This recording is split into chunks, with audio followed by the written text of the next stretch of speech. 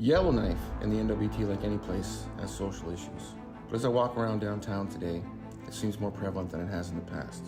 I'm on a mission to find out why. My name is John Stanley, and this is the Storytime Podcast. All right, guys, welcome to the Storytime Podcast. We have a special guest today. I'm going to let him introduce himself, but he is a city councillor with the city of Yellowknife, and I'm going to let him talk about himself a little bit. Hey, John, thanks for having me.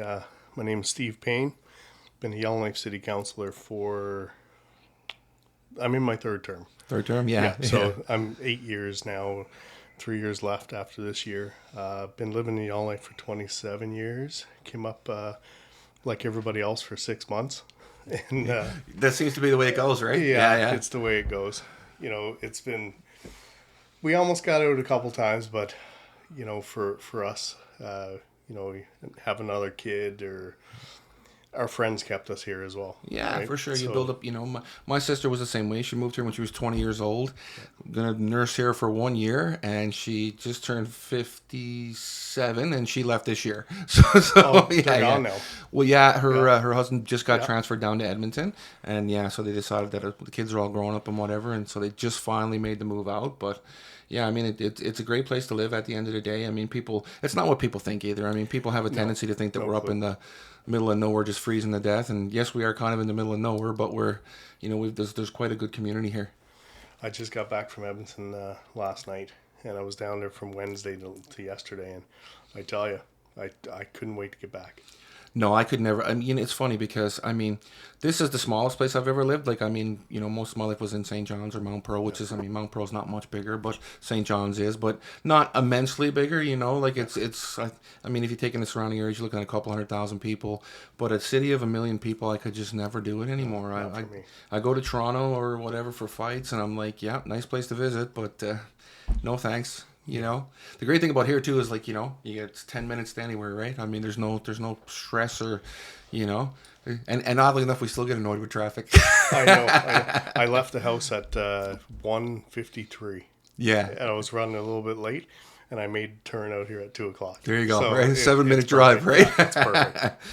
So, Steve, the thing is when you and I have talked a little bit recently and whatnot, and I mean, as you know, I'm planning to jump into the political scene and do a run for MLA, and kind of been talking about the issues and whatnot that go on in the city, and I thought, well, you'd be a great guy to give a perspective on that, because you've obviously lived here for like a long period of time, and then plus you're kind of on the inside with the political scene that goes on, and so we were talking about. If I were to ask you what you think the biggest issues in the city is, I mean, I've got my opinions, but I'm curious of what you think. Yeah, I mean, it's the big ones, right? Like we have the underhoused population, and I don't know if anybody has an answer to it. Yeah. My guess, it's going to have to be sort of help with all levels of government. You got your feds, you got your territorial, municipal, band levels as well, community levels, but there's a lot of people struggling, and it's not just here, it's everywhere. It's for sure everywhere. Yeah, it's right across the country. We're not special up here, it's going on right across the country, and there's a big segment of our population that are really struggling, and what do we do? We're putting out more and more funding to house people. We're putting out more and more funding to help people through with mental illness and things like that, but it just seems like it's not enough, and it's snowballing. Yeah, it's a growing problem. It seems to. I mean, and I know that a lot of initiatives have been put out by the city and the territorial government as well, but it seems like the addictions and homelessness and whatnot, it seems to be getting worse, and it's a growing issue. And I know it's a super complicated problem, and I don't claim to have all the solutions and whatnot, but we talked about, one of the things that you and I talked about the other day was when they had the On the Land program, and I know that ended because of funding issues and whatnot, but I thought that was a tremendous idea when I did a little bit of research on it, because it brings people back into their culture, and I mean, let's be clear. I mean, not everybody that's homeless in the city and are suffering from addictions is Indigenous, but a large portion of the people that are homeless right now in the city are indeed Indigenous, and that goes on from the generational trauma and all that. We all know that, it's not something that's suddenly sprung up. This is a 100-year issue at the end of the day.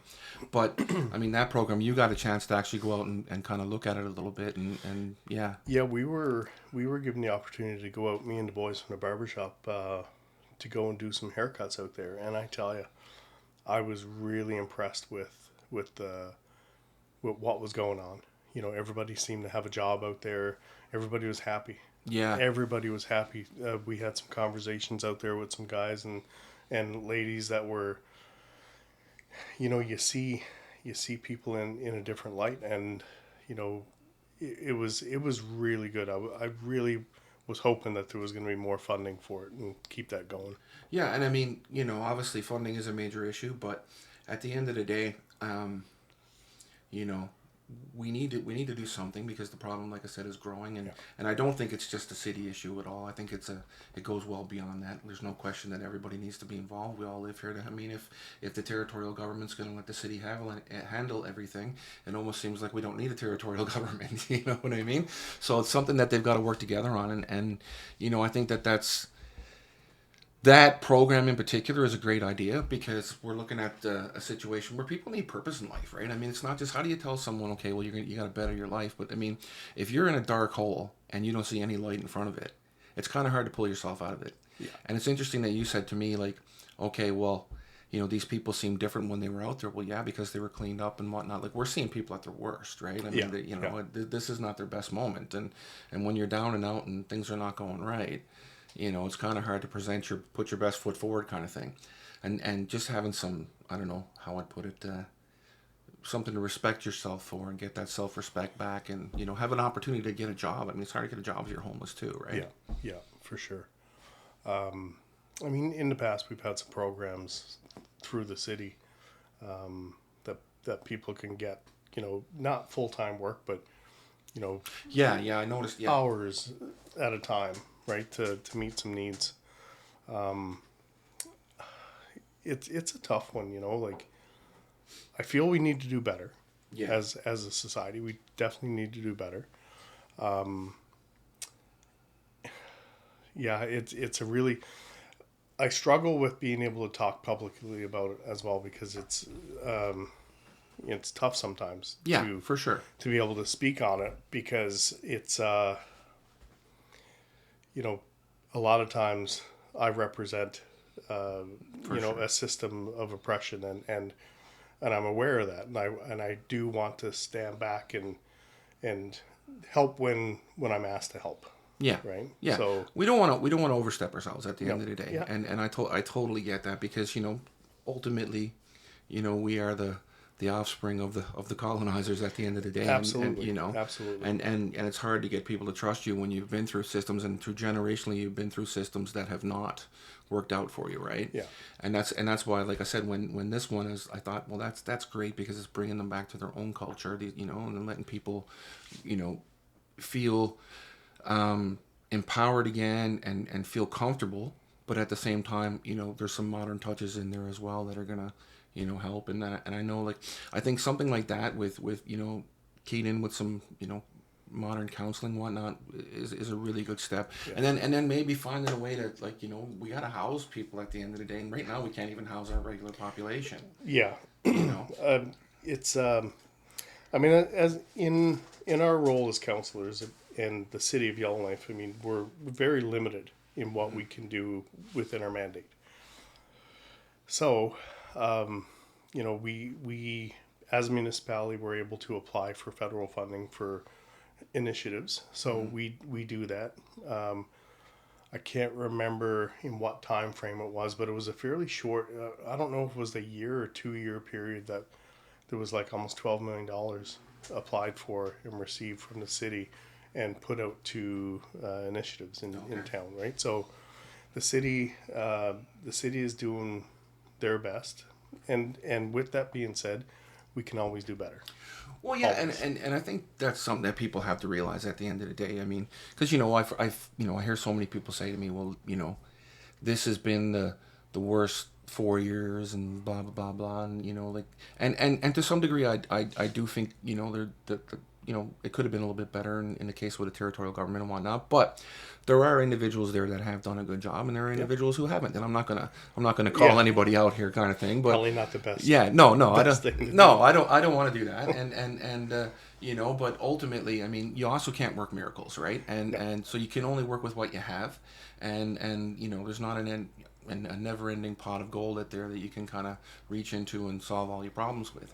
And I'm not sure money's everything when it comes to solving the problem either. I mean, obviously it plays a big role, but we've got to, like things like that, and just allowing people to come back into their culture. And I've talked about, like, to me, a big thing with solving this issue too is youth, right? Because if we can get to people when they're younger, so that the cycle is not repeated, and try and make life a little bit easier for them. Because I've talked to a couple people about this, and one of the things that they know, because I have friends that work in the communities with the various Indigenous organizations and whatnot, and they talk about the fact that one of the big things with getting kids into the schools and whatnot is that they have parents with addiction issues and whatnot, and there's no one to kind of to get them there. So if we can find, and of course then they're not getting all the nutrition that they need as well. And I know there's some great programs in the schools here that are trying to help with that.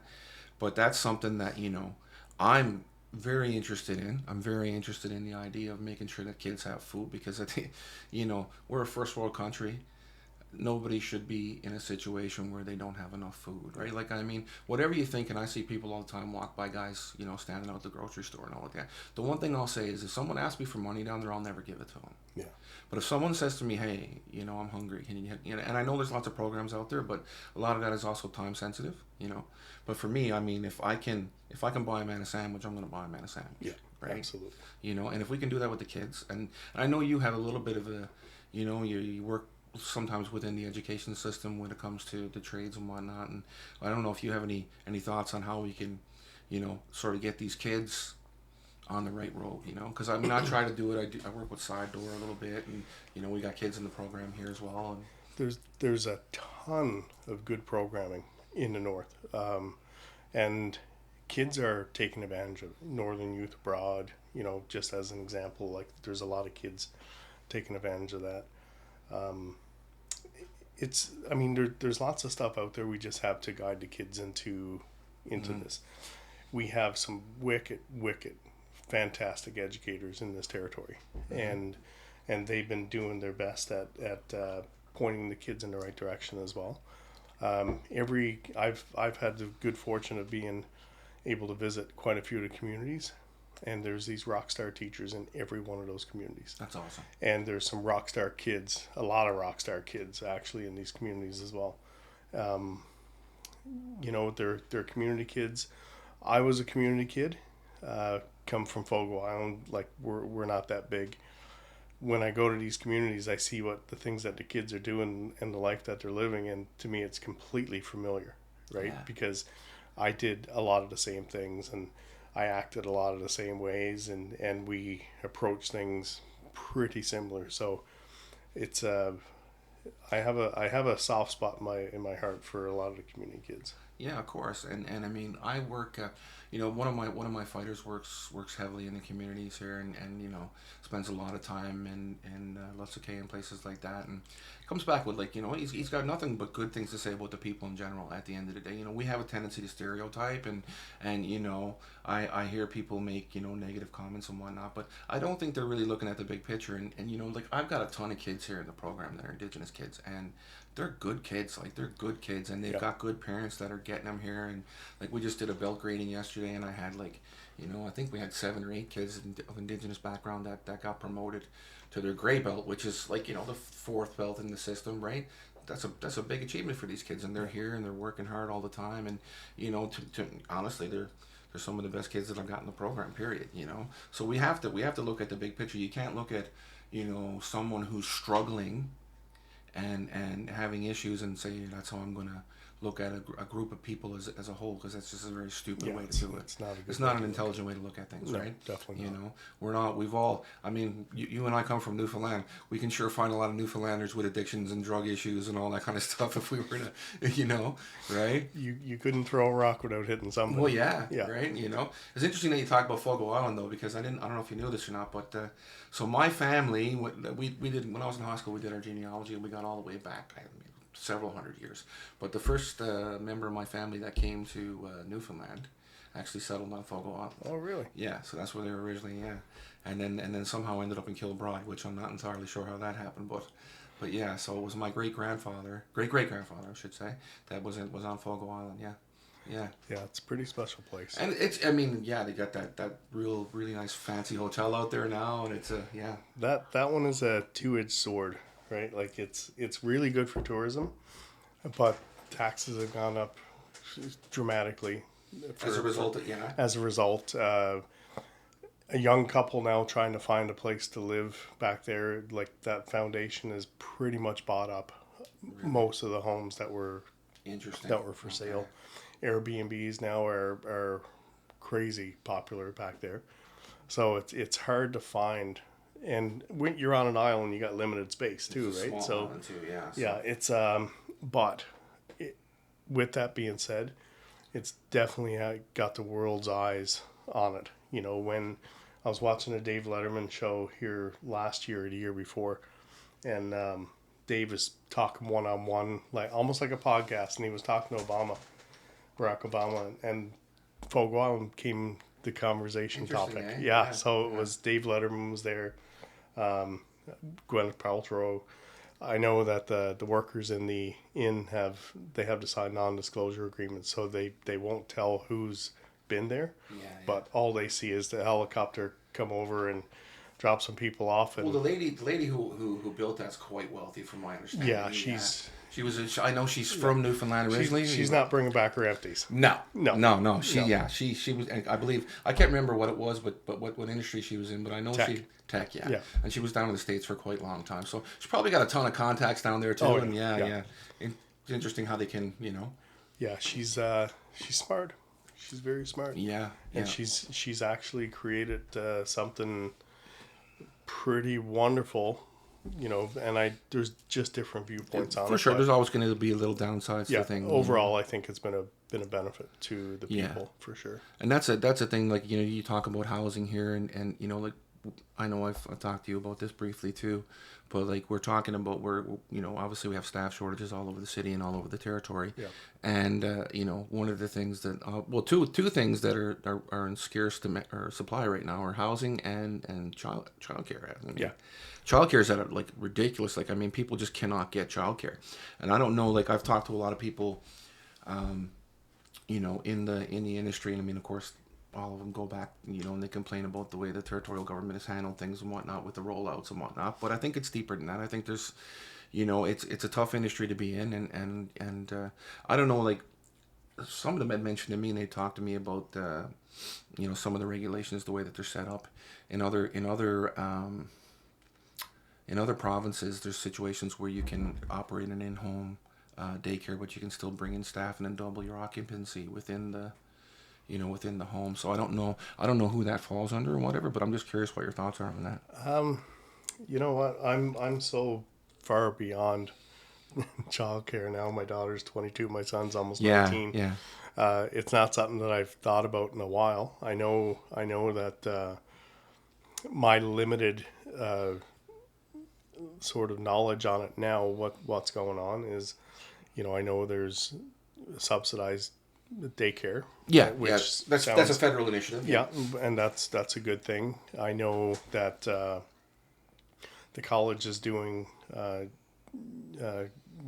youth care programming.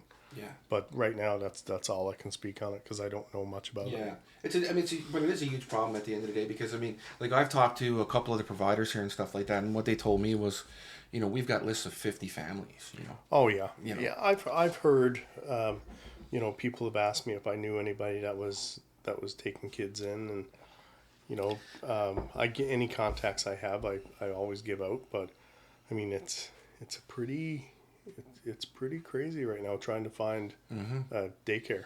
Well, yeah, and one of the things that, like, I mean, I don't know, this is more obviously of a territorial thing, obviously, than it is city, because they're the ones who ultimately, administer the funding and all that kind of stuff. But, the funding has been a blessing in a lot of ways, but it's also been caused some hardship for the providers, because you get situations where they're providing the discount up front and then they're waiting for payment.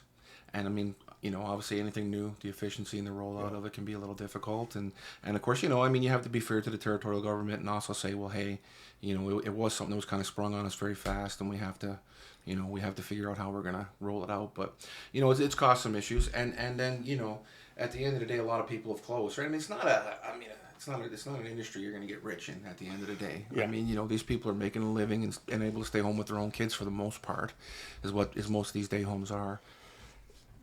My wife, we were fortunate. She was able to stay home and open a day home, when our kids were small. And she had, I think she was 1 year licensed and 2 or 3 years, 1 year unlicensed, her first year, but 2 or 3 years of license. There seemed to be a lot of support back with our experience. Through, I mean, there was things that we had to do and had to accomplish.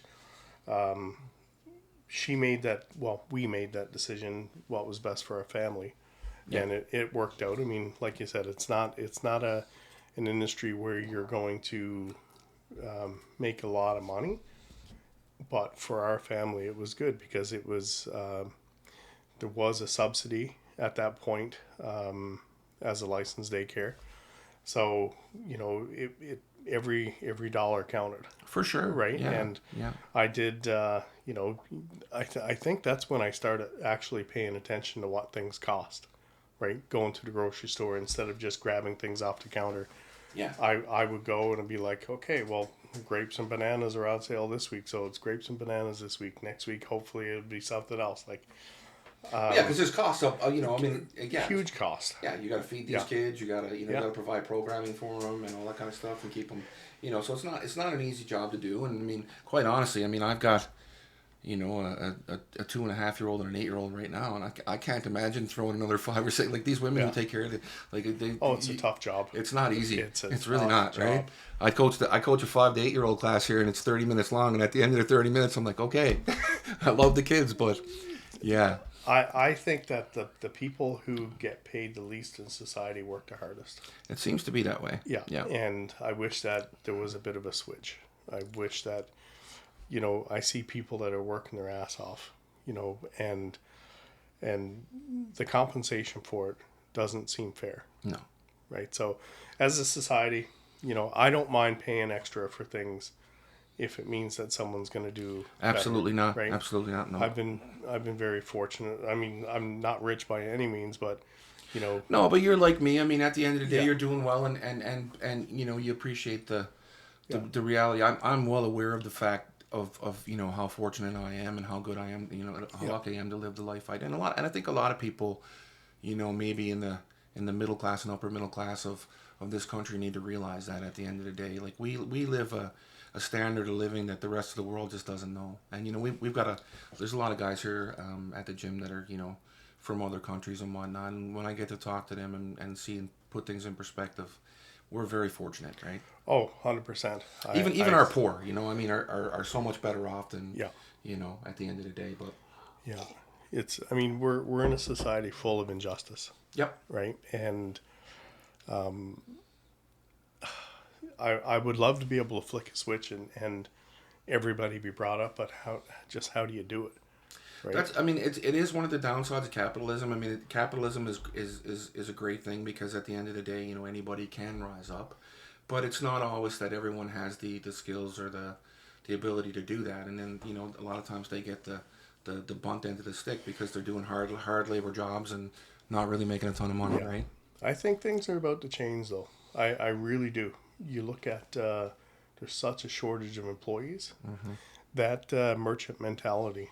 Oh, it's going. It's going. Yeah, it's no longer going to be able to be there. It's going. I've heard about businesses even in this town. I won't say who they are, but I've heard about businesses in this town to keep their employees. they're doing a profit share. You know, like, hey, if we're making $100,000 profit every year, 50,000 of that is going into my employees. Yeah. Right. Yeah. And that's going to have to be the way that things are going to be done. And people are more invested. They're going to work harder. Like, you know, maybe the profit goes up, and maybe that employer still makes what they're going to make anyway. Yeah. Right. So you're dead on the money, because at the end of the day, like we're really in a worldwide population decline. Yeah. So the reality of it is like, I mean, you know, I just actually was listening to a podcast as I was coming in here, and they were talking about how 30,000 Japanese elderly die in their apartments every year alone because there's no one even to check on them, because at the end of the day they don't have family anymore, and they certainly don't have the population to to take care of everybody. Yeah. And so we have an aging population. We're not going to be able to replace them.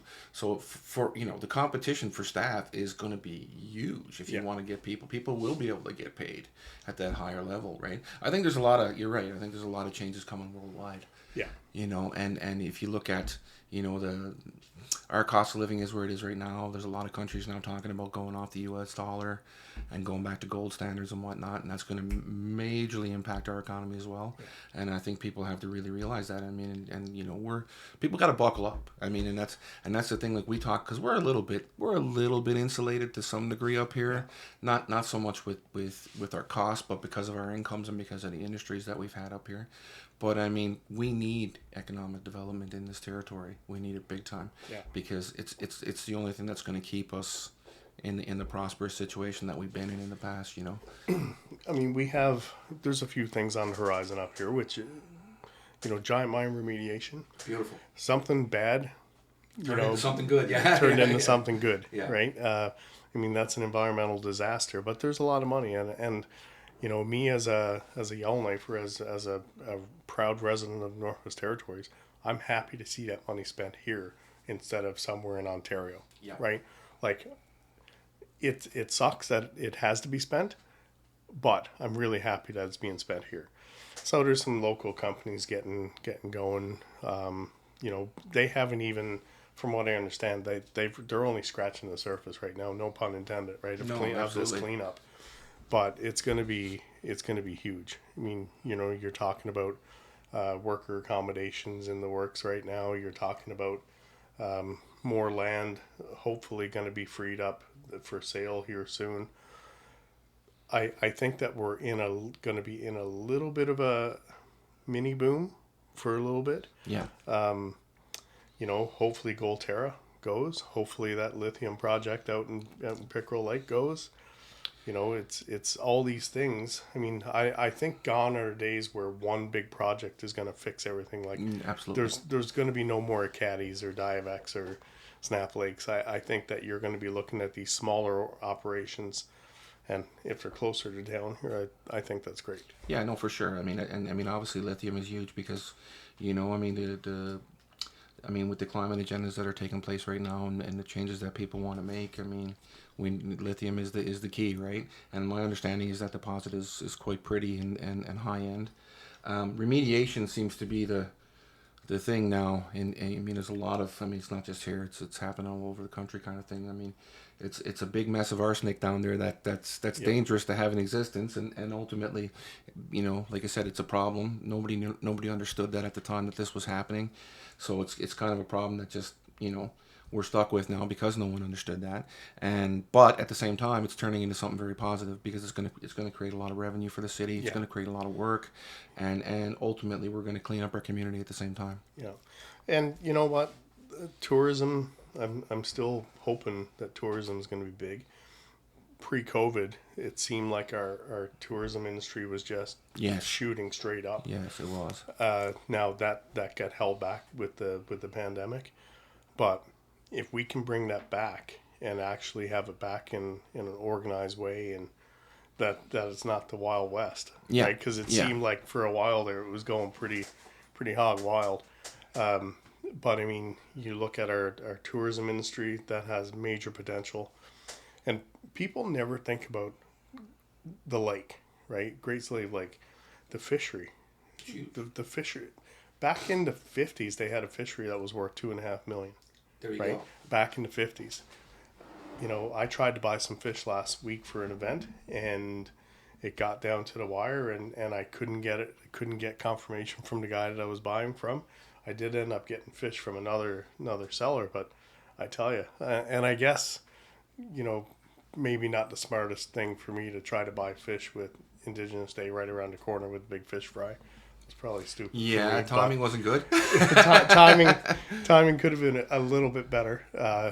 We did have some people come through for us, but we got the best fish in the world, next to Newfoundland cod. Yeah, of course. yeah. But it's great. It's great. It's fantastic. And for even the other thing is for anybody coming up here to fish, tourist wise and whatever. I mean, the kind of fish that you can haul out of that lake. I mean, trout. I think the biggest one was 72 pounds or something. Yeah, it was huge. Massive. Right? My biggest was 24 pounds. Yeah. And I tell you, when I pulled that fish in, I was like a little school kid. I was giddy. Coming from Newfoundland when you're used to how little trout. Right, like you catch one a couple of pounds of Newfoundland, you're like, yes, right? Yeah. It's bait here. But it was just how cool would it be for other people to see what we know up here. There's so much up here, and I brought up guys like for fight shows and whatnot, and when they're quite amazed when they get around. Like it's not what they expect. No. And then they get to go, like we had guys that got to see the lights and everything. We brought them on the ice and whatnot, and they loved it. Oh yeah, they absolutely loved it. Right. I think that we have a lot of potential, and Hay River got the new fish plant down there. Yeah. I would love to see the fishery up here just explode. Yeah, I would too. Because there's lots of fish out there. It's a huge lake. Yeah. And I think it's what is it, the third or fourth or something deepest in the world, somewhere along that lines. I mean, yeah, I'm not sure exactly where it falls, but it's quite crazy deep. Yeah. Well, I can't swim being from back east. It's not something. Isn't it funny how a lot of the communities, like people who are in the fishery, just don't know how to swim? It's interesting. But it's almost better. You know what? If you get thrown over or your boat sinks out in the middle of Great Slave Lake, you're better off just drowning.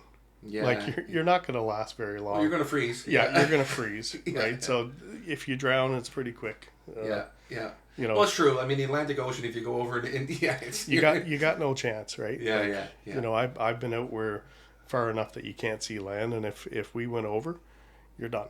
Yeah, you're gonna freeze. So you're gonna be an icy pop unless you get real lucky and someone just happens to be, a Coast Guard boat just happens to be coming by, happens, right? Because otherwise you're gonna turn into a giant icicle. The other thing too is like we talked about housing, and I know you guys are doing some things and trying to get I know the territory's starting to release more land and whatnot. Because I noticed one of the things I noticed is like some of the construction companies have bought up some apartment buildings and whatnot, and I don't blame them for that. I mean, at the end of the day, they have to do what they have to do to run their business, right? But I mean, obviously, we're having a shortage of homes in general, right? So it's nice to see that there's something on the horizon that can change that, right? Like a lot of people, I live up in Niven there, and right behind my house is, some of the areas that they've talked about, that just got freed up for development and whatever. Now mine has kind of been pushed over to the side, but right just down the road, right? Yeah. But because I back on to looking right across at the ledge, right? So, but a lot of people were kind of upset. I'm like, you can't be upset about that. No. At the end of the day, guys, we live in a city. It's a small city, yes. And I mean, yes, I like having the woods behind my house, but the reality of it is I probably look out my window twice a day if I'm lucky. I don't go back there.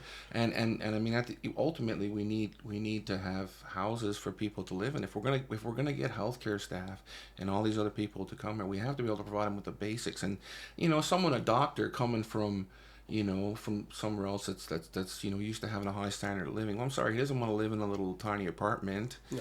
He wants to buy a house, and we have to have that available for him. And so that's something that I know you can kind of add to. But I mean, it's well, we've been discussing infill right now, just while we're waiting for more land to come free. Mm-hmm. We have. Jesus, it seems like there's a good half dozen areas around town with substantial blocks of land. Yeah. There's the potential for a huge development up Taylor Road, right over to Ptarmigan Road. Okay, right on. Yeah. Right, that whole back area there, huge opportunity there, right on the outskirts of. Well, I mean, infill makes sense too, right? Because infill makes sense. It's cheaper. Well, yeah, right.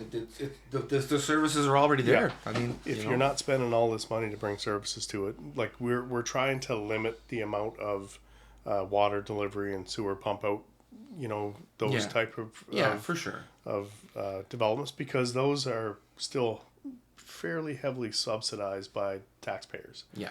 So, if we can get these blocks of infill housing done, the pipes are there. It's very cheap.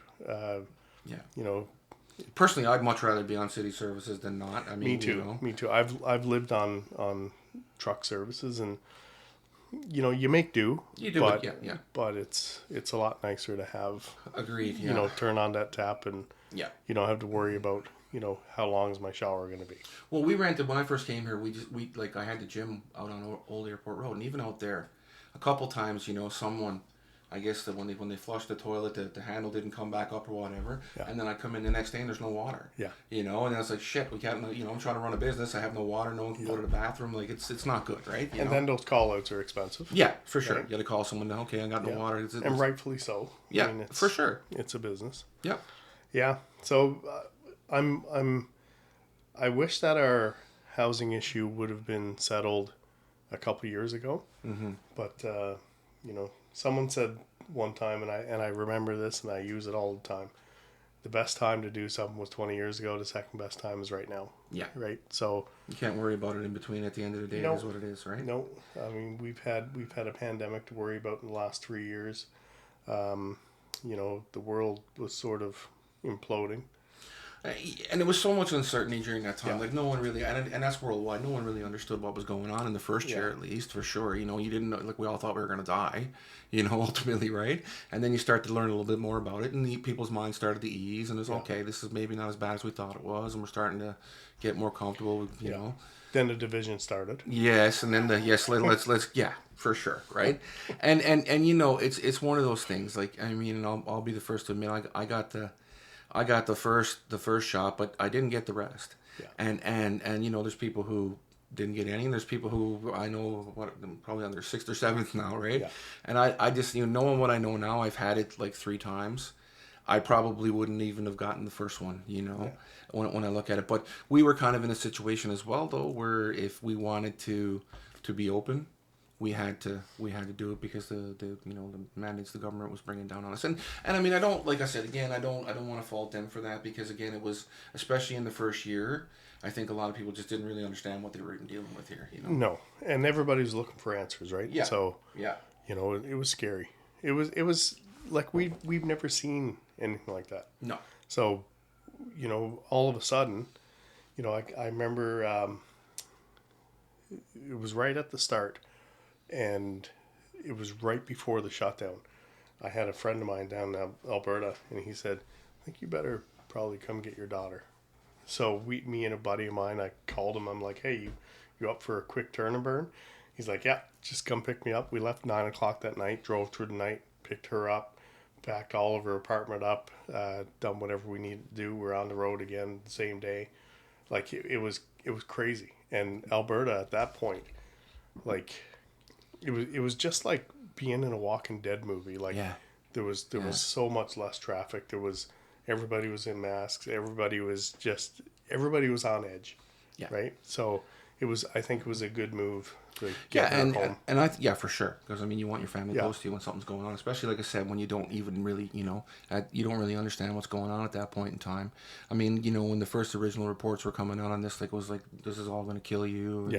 And, so it's scary, right? I think the border shut down the day after we got back. Yeah. So it was quick. And I mean, I kind of predicted what was going to happen when we opened it back up. I mean, the reality of it is my opinion is on it now, of course, is what we need is herd immunity at the end of the day. And I think that's, that's why it's essentially disappearing at this point. I mean, I don't know. I mean, I had the, so many people I know that had the vaccines and had them all and still got sick and still got very sick. So, I mean, but it is what it is. I mean, we're where we are now. And like I said, it's easy to be critical when we're making those decisions, but at the end of the day, when you're there and you're making them and you don't have all the information, it's very hard to do, right? Absolutely. So you can't kind of okay, well these people made a shit mess of this, because at the end of the day we don't know that they did. No, I think everybody was doing the best. They did the best they could, you know, and I think people have to realize that. I mean, whether you agree with them or don't agree with them, and some of the decisions were made,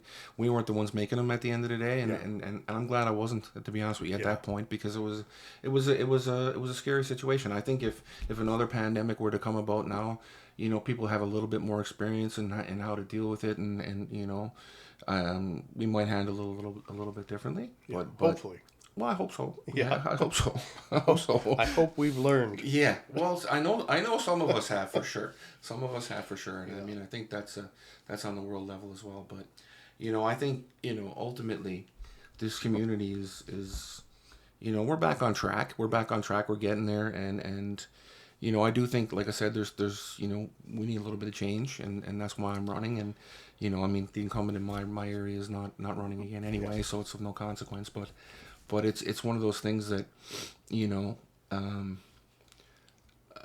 the mindset for me, my personal view on these things is you know, I talk about it all the time, is you know, mental health and addiction, the availability of childcare and education, and then economic development, right? Yeah. I mean, that's where I think the importance of things in this community are. And, you know, I know you guys are doing what you can with the housing and whatnot. Interesting thing though, with the housing, I know we got some camps being set up now and whatnot, and you know, that's a tough thing too, because it's like everyone, you know, it's a great idea. It solves the problem, and but you know, you have you know, you obviously have some restrictions on what properties can be used and whatnot, and you know, you and I talked about that in certain areas, and it makes sense, right? Yeah. Like, I mean, it's hard to, you know, when you look at it. I mean, if we have property available, but why is this zoned differently? I mean, you know, when we know what happened in Cam Lake and you know, situation there, those a lot of the properties out there were never intended to be full-time residences. It was supposed to be caretakers and that kind of thing, and you know, but it is what it is. And you know what, if I had a nice big piece of property out there, I'd grab it in a second. You know, it's just human nature, right? Yeah, like when Engel came along, I mean, the rules around it were pretty strict, and people knew those rules when they went in. Right, you're never going to be able to live out there. You're never going to have you know, a caretaker residence on those properties. Yeah. It was just not zoned for that, and it was not created for that. Right? Yeah. It was cheaper blocks of land for a big business. I mean, you know, like if you go, I mean, you're familiar with Mount Pearl. I mean, you look at Donovan's Industrial Park. I mean, that's what it is. It's all strictly business.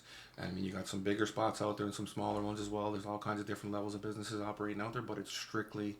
It's an industrial park. Yeah. And that's now Cam Lake as well. Like I would love to have a spot in Cam Lake. Yeah, beautiful. I would love to have a business incorporated with a residential area. Like, it would be perfect. You know, you get all that land, you get all the property to do what you want. Yep. Like, it would be ideal. So it's important to have pieces of land that are going to serve different purposes for different people. Yeah. Right? I mean, you know, like Liv and I have talked about this lots of times. I mean, if I could get a big piece of land out there that we could put you know, and have the salon on there, and maybe, you know, like, I mean, even the gym at some point, you know, it's phenomenal. Like, it's your own property. I mean, yeah, right. You're working towards something. I definitely wouldn't turn it down if I got the opportunity, and I totally get why people, you know, did what they did, because you're as long as you're staying within the rules at the end of the day. I mean, it is what it is, right? Yeah. You know. So there's some beautiful properties out there. Yeah. Beautiful properties.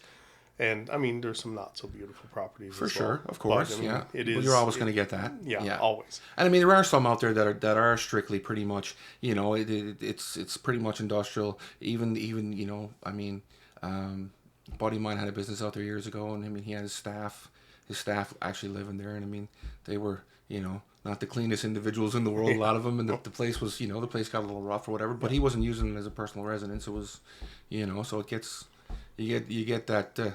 A little bit rougher look than you would for someone who's actually it's their own home, right? You know. Yeah, and back to you running. I think that anybody that puts their name forward for public office of any kind, you know, like, hats off to them. Like, it takes a lot, because you're putting yourself out there as to be attacked. By people. Yeah. Right. And I've been attacked. Yeah. You've been attacked. And you'll continue to be attacked. you know, and there's not a whole lot we can do about it. Like, I guess the only thing that we can do about it is how we react. Yeah. Right? I used to be one to fly off the handle. Now it's like I try to see people's sides. Even, and my social circle, is, I've said this to friends before, has gotten a lot smaller since I've got into public office. And, you know, it's unfortunate, but I mean, I think that's life as well, right? As It we is get what older, it is, right? we change. Yeah. Yeah. And that's the thing with me. I mean, I kind of, to some degree, anticipated that I was going to be attacked, and that's why I said, you know what, I've never made a secret about my, my past and all that stuff. When I got involved, I put it out there, and there was a few articles done, and one was perfect, and the other one was not so perfect. But I mean, ultimately, he did exactly what I thought he would do. Right, and I mean, he went a little bit further than I thought he would, but I mean, whatever. I mean, it is what it is. It's not a secret. It's out there, and it's interesting because the very thing that these people want to attack me on is the main driving reason why I want to do this. Yeah, is because is I feel that I owe this community, because when I came here I was embraced and I was allowed to build my life back up and and become someone that's relatively respected in the community. And then, I've had so many people come up to me or send me messages because of that article and say, like, that was, uncalled for and blah, blah, blah, blah. Don't let it bother you. It didn't have the desired effect. If that was his intent, I don't know. Yeah. I mean, I don't know if that was or not. I don't know what his intent was, or do I care? But ultimately, it is what it is. I mean, I can only say that, my intent... My background, my background that they keep pointing out literally is a 3-year period in my life, and if you take that 3 years out, there's nothing in my life that wasn't absolutely perfectly normal. Yeah. Right? Yeah. I came from a normal family. My brother's a cop. My dad ran a security company. He was a 20-year military veteran. My sister's was a nurse and managed at the hospital here and was in nursing school. And, and I mean, I worked in the security industry for years. Yeah. And, I've been a coach for years. I'm a coach with Team Canada right now. I've 13 years now. This October we'll be in business here. 13 years since you came to town. Yeah, 13 years. Yeah, 2010. Yeah, we started. So it was like I started the business almost immediately when I got here. I was managing at Coast Hotels, and then I got started right away. And I think Ragged Ass started almost roughly about the same time. Yeah, because I remember the ads and everything for you guys. Yeah, it was pretty close to the same. Mm-hmm. And it was one of those businesses with you as well, like we're not the crispy clean, like how do I describe it? We were a bit rough around the edges. Yeah. Right. Yeah. And Yellowknife, I believe, is a rough around the edge town. Mm-hmm. So that's how we wanted to have our business. And it used to be a lot rougher around the edges than it is now. That's for sure. Well, society is it's changed, Yeah. But you're right, and oftentimes I'll be talking to people, and because they see me, and I'm a 6'3", 270-pound bald guy covered in tattoos, and until they have a conversation with me, and then I said, I got to be honest. When I talked to you, I was quite surprised that it's not what I was expecting. I said, well, you can't look at a that's an age-old story, right? Don't judge a book by the cover, right? Like I mean, a lot of the people that I've met, throughout town that that are the most successful and have a lot to offer are rough people who are rough around the edges. Absolutely. Because you gain a lot of wisdom from that kind of stuff, right? Like you see a lot of things that people wouldn't, like, for instance, like I talked about this, if you're going to talk about the justice system and the issues that are going on in the justice system, well, I can give you ins and outs on that nobody else can. Yeah. And no, I wouldn't say nobody else, but I mean, obviously limited, and that's a piece of wisdom that you take with you, and ultimately, as if I'm lucky enough to be voted in as an MLA, that's something that I can help with. Yeah. And there's lots of different. I mean, I've dealt with troubled youth. I wouldn't say trouble, at-risk youth, I think is the correct term now, but at-risk youth for a very long time, and I've tried to steer people away from the path that I was on, and sometimes you're successful, sometimes you're not, but having that experience is huge. Yeah. We I like the programs that you do here. I see all the stuff that you post, and I see all the articles about your fighters and stuff like that, and like I think it's great. Yeah. I would love to learn how to fight. Yeah, well, I mean, I can teach you. Yeah. But it's funny. It's funny, like, like Zane's standing here with us. Because he's our video guy and our audio guy, and he's gone to school for this, and it's something that he's trying to build on. And we recently helped him start a little business and everything, and he's doing videos for companies around town. But I mean, he'll tell you himself that when he walked in here, he was a dope smoking skateboarder with no direction in life. And now he's got an apartment upstairs. He's 21 years old. He got an apartment upstairs here. He's got a full-time job. He's got a company. No excuse to be a skateboarder. Yeah, skateboarding is not good. There's no excuse to be skateboarding. I agree with you 100%. Shame, Zane, right? And he's actually got a broken kneecap from that too. So But I mean, he just won a national title for kickboxing, and his life's completely changed, right? Yeah. And there's so many stories I can tell like that where we've kind of push people in the right direction. Like I said, we're not always successful, and I know the thing with what you do. I mean, like you counsel a lot of young kids into where what trades to pursue and where to go in life, and these are life-changing things. Having people that can outside your family that can give a little bit of a different perspective and maybe point you in the right direction from experience, and you can change people's lives every day, right? And we talk about this because so many people have so much to say about what goes on in the community, but other than what you post on Facebook, what have you done for your community? What do you do for your community? I know you do a lot, and I try to do a lot. I get out there as much as I can, but it's very easy to be a critic and sit back and criticize people. Yeah, but I think the important thing is not to listen to the critics, right? Yeah. Because I do what I do. Yellowknife has given me everything, and from the moment we got here, we were helped, right? And we got to a point where we were able to help other people. I'm not going to change doing that. No. We were sitting around with some friends one night over a box of wine, and we started talking about. And I have this friend up here, Angela. She's a sweetheart.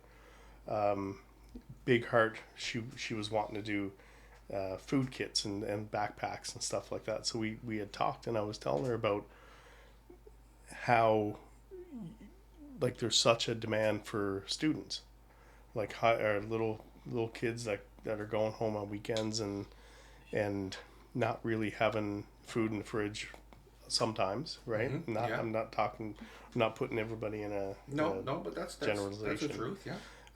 So that's how YK Care started, right? Awesome. That started, and I don't know how many food kits came out of my garage, right? I remember when you were doing that, actually. Yeah. I remember and we, there was a lot of people that were there to help. The kids that come up from Utah and the Church of Jesus Christ, Latter-day Saints. Yeah. Those Mormon kids, they're up doing a mission work, and we couldn't have done YK Cares as effectively if they didn't come and help. Yeah. Right, so everybody adds a bit of something, and not even their community, just helping people in general, right? Those kids are fantastic. Yeah, you know what, and that's the thing, because again, there's a group of people who gets a bad rap sometimes, and I got to tell you a little story about it. It's so funny. It was, I think it was 3 or 4 Christmases ago. After YK Cares is now passed over to Food Rescue, so they operate it now. But these Mormon kids, they were always contacting me, adding me on Facebook, and so these 2 kids came to the door right before Christmas, and I'm like, so what are you guys doing for Christmas? They're like, well, we don't really have plans. I'm like, okay, you're gonna have Christmas dinner with us. Nice. But I didn't really tell my sister because we were having Christmas dinner at her place.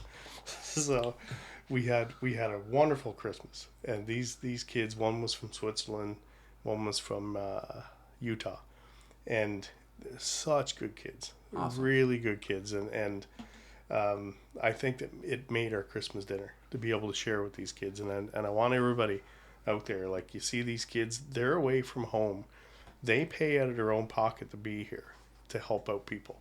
So instead of ignoring them, like do what you can, invite them over for dinner. Like just be nice. I'm sure that meant a lot to them. Yeah. Yeah, they're great kids. Yeah. Right?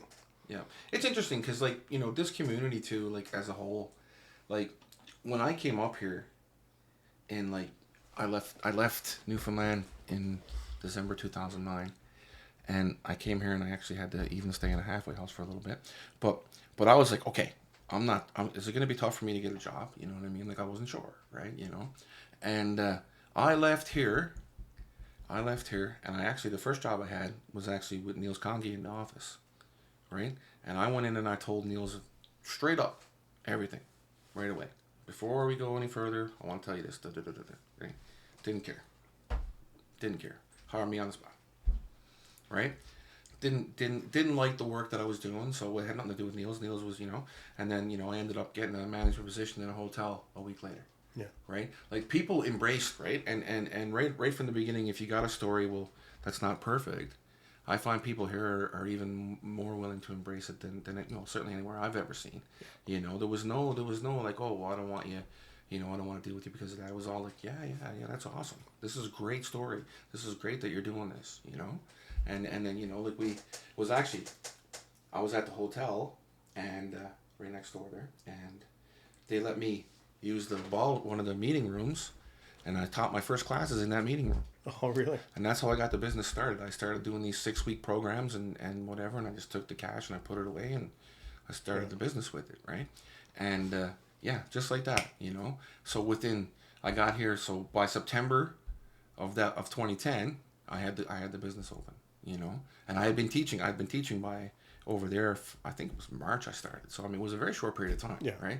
But I knew I had a skill set, and I knew like there was a demand for that skill set, and I could make it work, But people embraced, right? And I think, that's for me like my main motivation. Like you said, you owe everything to Yellowknife, and I do too as I do as well. And I think it's like, I want to give back. I want to give back to the community. I want to, I feel like I do have a lot of experience in the business world and social issues that I've dealt with and whatnot. And I've been involved in a lot of things. People don't know much about my, I've owned 3 restaurants. I had a property development company. I've had a bunch of different things throughout my life that I've worked with and developed. And, and I don't talk about much about it, but, the people have a tendency not to realize a lot of the things that you've done, and they focus on little pieces, right? So but you're right. You can't even worry about it. Yeah. You can't even worry about it. You just gotta kind of do your thing and just keep doing it. Keep trucking. Right? Yeah. I think most people get it at the end of the day. Yeah. I think they do. I train multiple RCMP officers now, and then they'll always say to me you're a great story, man. At the end of the day, you're the kind of story we want when we talk to people. Yeah.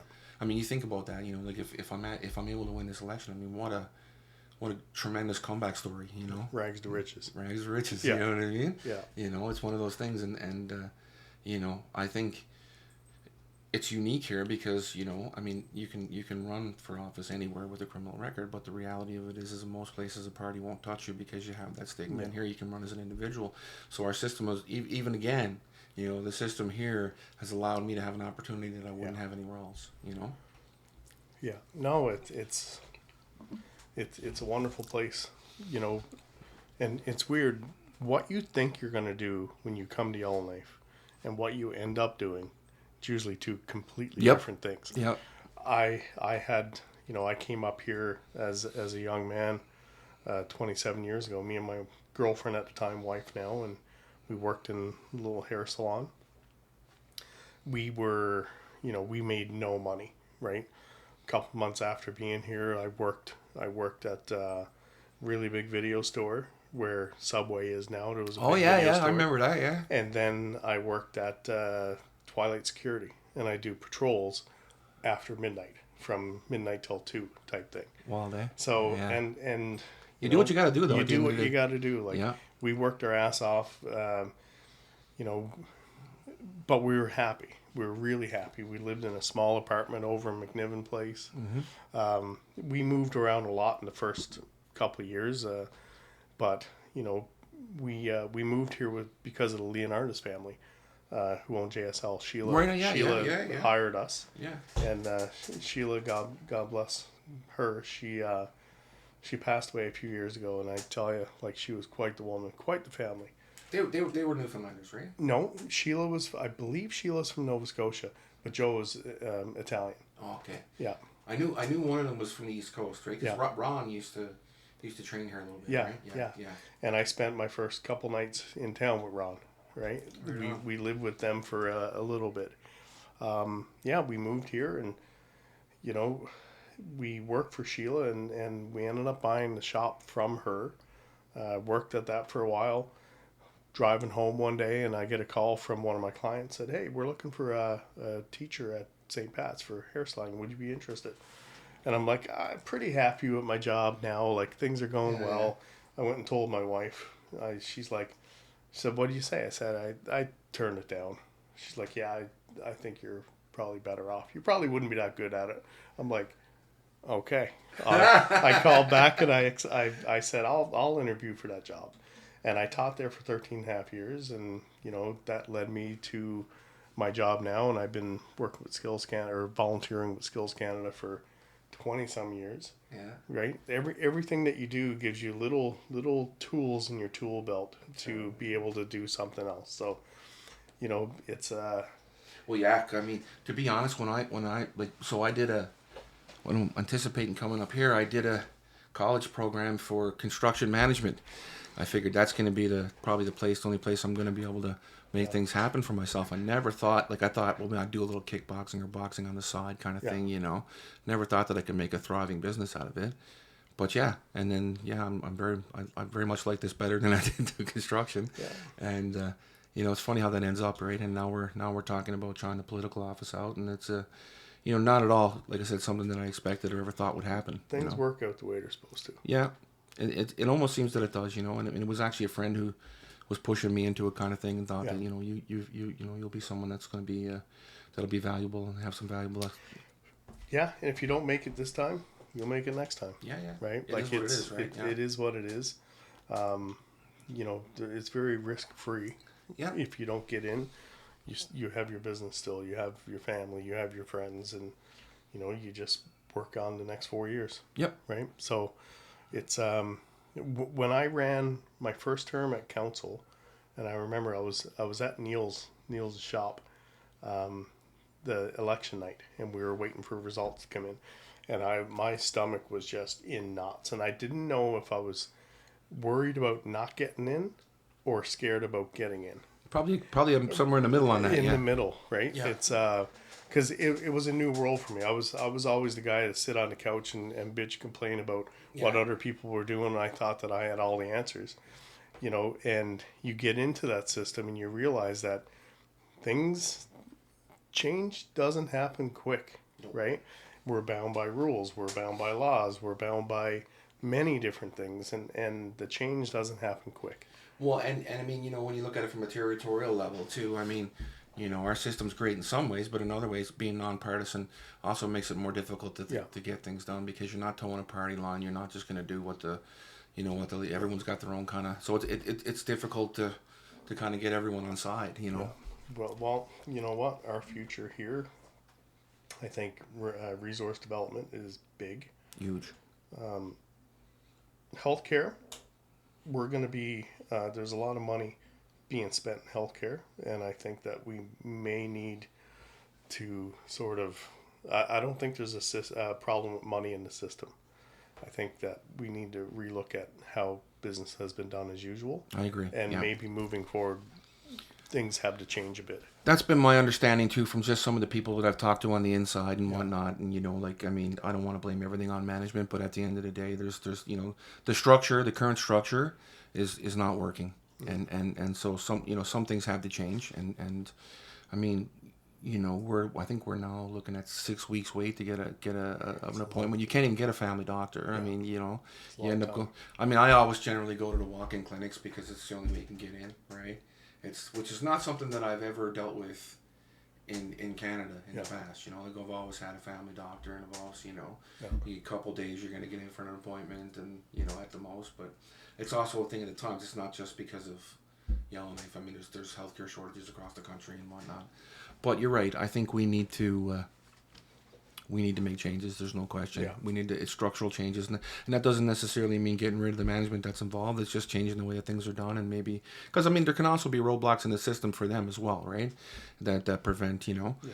But we have to make changes, and I think you're spot on with that. I think a lot of the, you know, I think there's a lot of people right now, you know, within government who are thinking about entering government that understand what needs to be done. I mean, it doesn't mean anyone's going to be able to make it happen immediately, but we get, you know, where the holes are in the community and the issues that we have here. It's just going to be a matter of grinding down and making it happen, and maybe making sure that there's not people, you know, in the system that are going to put up roadblocks and prevent it from happening. Is what it comes down to. Yeah, I mean, we need those people too.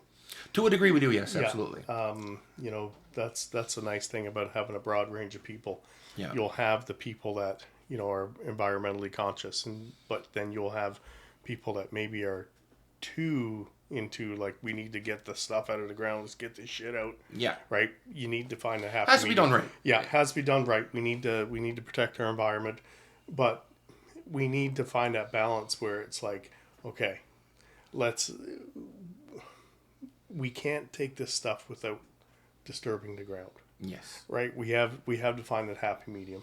And I think, you know, the reality of it is if we're looking at environment especially on a world level, the reality of it is if you want a lithium mine to be operating, you want it to be operating in a country that's going to be under the kind of regulations that Canada is, because a lot of the other countries that have these deposits, let's be honest, I mean, they're not this stuff's not coming out of the ground in the safest way.